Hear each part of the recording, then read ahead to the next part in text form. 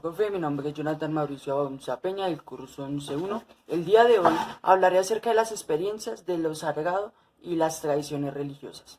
El día de hoy va a tomar un punto muy importante, las tradiciones del pueblo hebreo o el pueblo judío. Estamos hablando a mediados de los inicios de los tiempos, cuando el Señor a través de Moisés le regala estamentos perpetuos que hacen que el pueblo tenga que obedecer. Entonces, entre ellos tenemos la obediencia al pacto de la alianza. Tenemos también inclusive los rituales, los cuales se basaban en ayunos, se basaban en sacrificios, como lo era lavar sus pieles, lavar sus pies, lavar, por decirlo así, una purificación santificada. Tenemos uno de los mayores rituales que hacía el pueblo hebreo, era reposar el santo sábado. Ellos lo que hacían era hacer todas sus labores en los primeros días de la semana, y desde el domingo hasta el lunes, hasta el viernes, y el sábado desde las 6 de la tarde.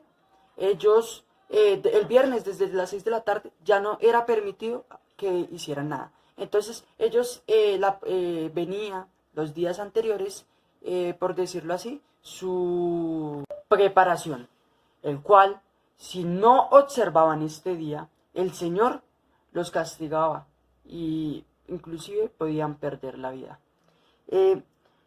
Luego vemos rituales como la circuncisión. Estos rituales eran para diferenciar el pueblo de Dios del resto del mundo. Tenemos tradiciones como cada 7 años liberar a los esclavos, cada debido tiempo darles a los esclavos una bonificación del trabajo que han hecho. El pueblo judío fue, por decirlo así, un pueblo dirigido por reglas. Tenían reglas, tenían que cumplir ciertas cosas, pero a pesar de todas estas reglas y este camino que fue elaborado por los el pueblo antiguamente, el pueblo del Señor, antiguamente no era dirigido por la monarquía, ni mucho menos por reyes. En el pueblo existían jueces, los jueces que hacían que tomaran las decisiones por el pueblo. El pueblo fue dividido en tribus, las 12 tribus de Israel. Entonces esas 12 tribus tenían que cumplir con los mandatos que se les daba. La tribu de los levitas eran los más, por decirlo así, consagrados al Señor. Ellos eran los únicos que podían llevar el arca de la alianza, los únicos que podían tocar, por decir así, las cosas del Señor, como lo eran las copas, como lo eran diferentes cosas. Eran los únicos que se les permitía llevar el arca de la alianza. Todas estas tradiciones hicieron de este pueblo un pueblo consagrado, pero todas esas tradiciones han venido siendo abolidas a través de la historia por la muerte del Señor Jesús. Lo sagrado lo entendemos como algo santo, como algo que es separado de Dios. Esto era lo que hacía el pueblo judío, tomar lo separado de Dios y volverlo santo para ellos y beneficiarse en ellos, consagrarse en ellos y recibir de parte de Dios toda la ayuda espiritual y toda la ayuda material que el Señor les daba. Por eso el Señor beneficiaba, bendecía al pueblo cuando ellos eran fieles. Por eso era que ellos salían de tierras, de sus tierras. Por eso vemos en los tiempos de Moisés de la tierra prometida, donde él no pudo conocerla, pero Josué, quien fue el que comandó las tribus del Señor, logró invadir terrenos que no creían que fuera posible. El Señor los bendijo en eso. El Señor vio que ellos tenían la suficiente fe, y Él les bendijo. Les dio tierra, la tierra prometida, tuvieron muchos bienes, muchas riquezas, y vemos que lo sagrado siempre debe estar por encima de todo. De verdad le agradezco. Gracias.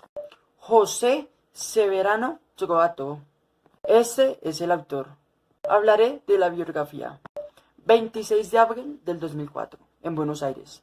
Fue un exegeta del Antiguo Testamento y teólogo de la liberación croata. Fue el octavo de 10 niños de una familia de agricultores italianos que emigró a Argentina. Su padre, un católico convencido, y decidió que 3 de sus hijos, entre ellos también José Severino, fuese sacerdote entre 1948 y 1953. Estudió teología católica en el seminario de los Vicentinos de Belén, de Escobar, provincia de Buenos Aires, en 1954. Obtuvo un BA en teología en la Universidad Católica de Argentina en 1957. En las ciencias bíblicas en el Pontificio Instituto de Jerusalén. En el seguimiento de la investigación arqueológica lo condujeron a Grecia y a Turquía y a excavaciones en Jerusalén en 1961, en Geser en 1965. Ahora les hablaré acerca de mi resumen. La experiencia en lo santo y en lo sagrado se basa en una experiencia con Dios. Se basa en la comunión que hay con el Señor. Por eso es importante cómo se manifiesta nuestra fe. Por eso, sea físico o humano, la religión es la pluralidad manifestativa de la unidad esencial.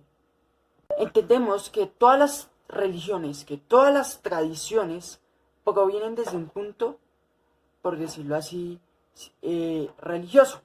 Por eso todas las religiones, todas las ideologías tienen en sí el inicio de mitos, rituales, textos sagrados y inclusive el mismo arte, sin perder su anclaje en la realidad cultural de donde surge su inicio.